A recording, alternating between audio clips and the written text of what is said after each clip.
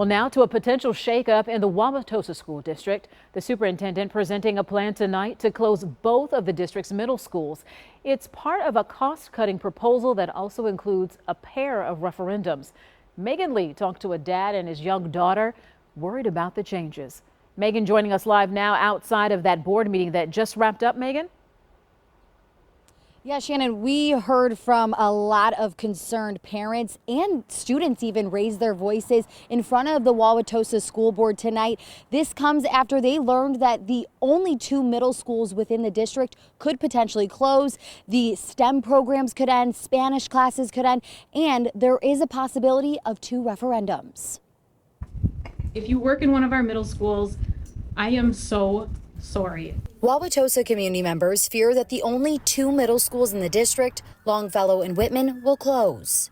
A lot of parents in Wauwatosa are just confused and they're incredibly frustrated. CJ Safer is just one of many parents feeling blindsided by recommendations from the administration. A lot of stuff that's very important. It's going to hit families, hit taxpayers, hit residents very hard. One of the biggest recommended changes is to move 6th graders to elementary school and then have 7th grade until 12th grade in the high schools.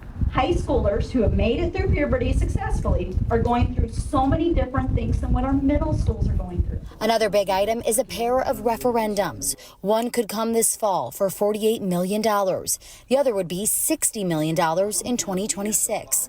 Superintendent Demond Means says these changes are recommended primarily because state funding is declining.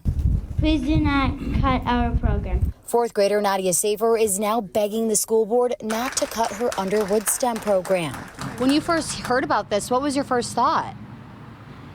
Well, at first I wondered why they would cut it because it's so good at like learning, and if they want us to like learn, then why don't you keep STEM so we can learn more? Superintendent Means says he wants to extend the STEM programs to everyone in the district and make everything more equitable.